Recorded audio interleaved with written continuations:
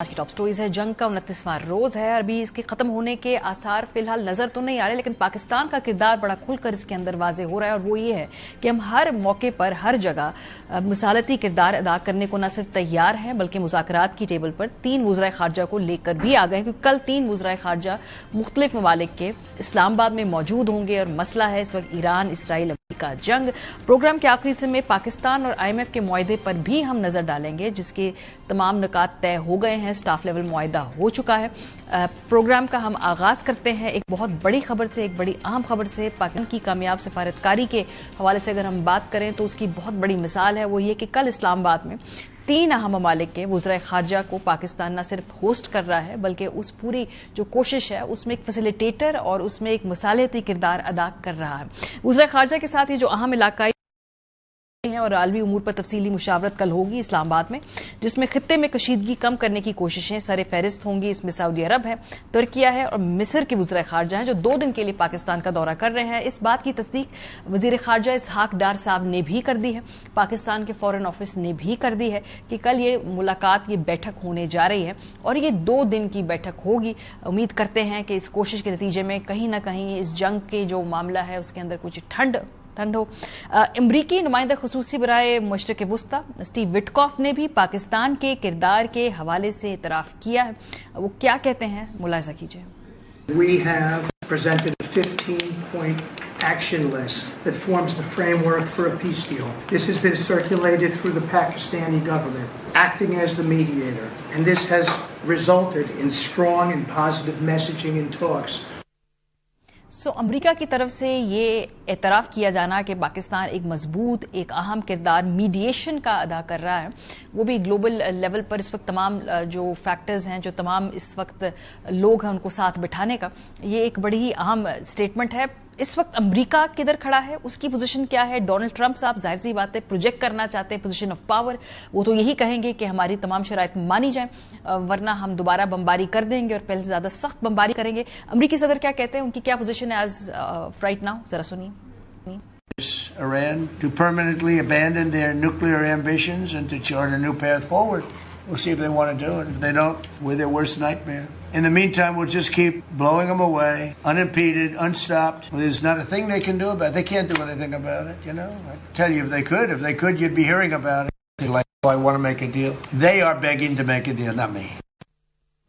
ان کے اپنے vote bank کو یہ سوٹ کرتا ہے کہ پریزیڈنٹ ٹرمپ یہ کہے کہ بھیک مانگ رہے مذاکرات کی ایرانی ہم سے، لیکن صورتحال اتنی بھی سیدھی نہیں ہے۔ ایران کا اگر ہم موقف پیش کریں تو وہ یہ کہتے ہیں کہ باضابطہ بات نہیں ہو رہی، لیکن کچھ دوست ممالک کے ذریعے ہو رہی ہے۔ آف کورس پاکستان اس میں شامل ہے، کیونکہ آج پاکستانی وزیر اعظم کی ایرانی صدر سے بات چیت بھی ہوئی ہے۔ ایرانی موقف آپ کے سامنے رکھتے ہیں۔ در حال حاضر سیاست ما ادامه مقاومت هست، ادامه دفاع از کشور هست، بنای مذاکره نداریم. تا الان هیچ مذاکره هم صورت نگرفته. هم عرض بکنم این که گاهی پیام‌های تبادل بشه از طریق کشورهای دوست یا از طریق بعضی از افراد مختلف، این نه اسمش گفتگو هست نه اسمش مذاکره.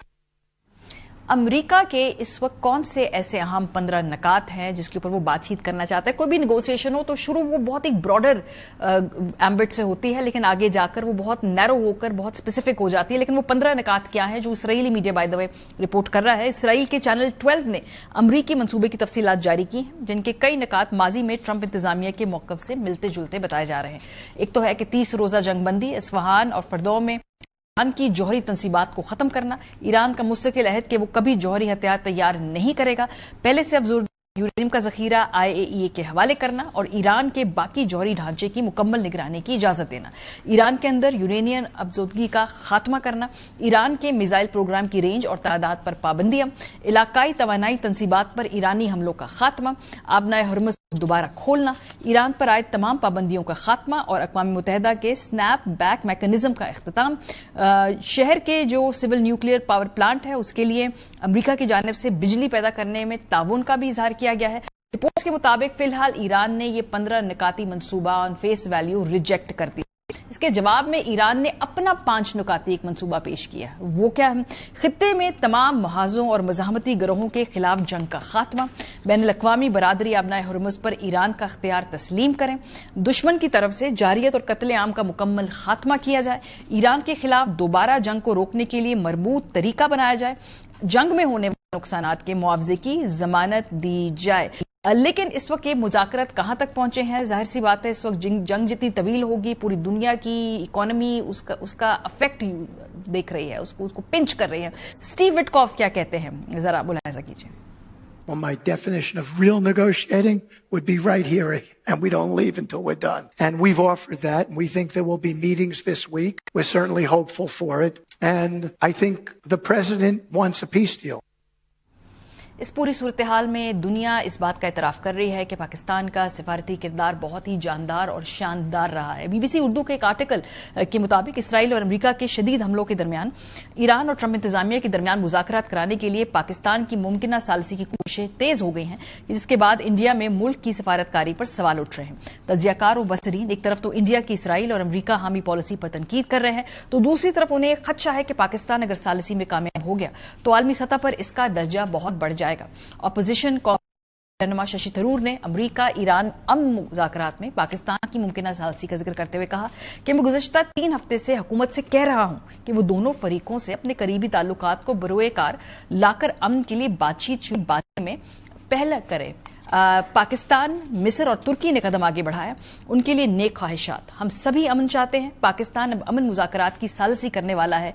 इंडिया ने यह मौका खो दिया है। मुबस्सिर बरहम चलानी ने एक्स पर एक तबसरे में लिखा कि जंग के खात्मे के लिए अपने 15 नुकाती प्लान को पाकिस्तान के तवस्सुत से ईरान को भेजकर सदर ट्रंप ने पाकिस्तान के चीफ को एक नागुज़ीर सालिस बना दिया है। इंडिया में अपोजिशन साबिक सफारतकार मोदी हुकूमत की पॉलिसियों पर तनकीद कर रहे हैं। अपोजिशन ने भी कहा है कि हुकूमत की खारजा पॉलिसी अपने तयशुदा असूलों से मुनहरिफ हो गई है।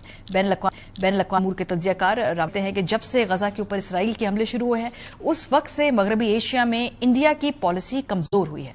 जून में जब इसराइल और अमेरिका ने ईरान पर हमले किए थे उस वक्त भी इंडिया की आवाज बहुत हल्की सी थी। 28 फरवरी को ईरान पर हमले से महज 2 दिन पहले वजीर आजम मोदी इसराइल के दौरे पर गए, उसका बहुत खराब असर पड़ा। इंडिया ने मजमूई तौर पर अपनी पोजीशन काफी हद तक खोई है। पाकिस्तान की सालसी के बारे में अहमद बरवा कहते हैं कि ऑपरेशन सिंदूर के बाद पाकिस्तान की प्रोफाइल काफी ऊंची हुई है। पिछले महीनों में कितनी meetings field marshal Asim Munir और शहबाज शरीफ की सदर ट्रंप के साथ हुई हैं। ईरान पाकिस्तान का पड़ोसी है, वो चाहते हैं कि सालसी का किरदार अदा करे। इसके बरक्स इंडिया ने पिछले 20-25 बरस में अमन के लिए इस तरह की आलमी पहल नहीं की है। अमेरिका की बात हो या ईरान के साथ एतमाद की बात हो, इंडिया का इस पर कोई रोल बनता ही नहीं है। गुफ्तगू हुई और वो ठीक ठाक 2 घंटे की गुफ्तगू हुई पाकिस्तान के वजीर आजम की ईरान के सदर के साथ, और उसमें जो हुई हैं वो यही है कि भाई किस तरह से एक तमाम गुफ्तगू में आगे पाकिस्तान किरदार अदा कर सकता है और जो आपस में एक दूसरे के साथ पैगाम रसानी है उसमें बड़ा इंपॉर्टेंट कॉग है पाकिस्तान की हुकूमत इस वक्त।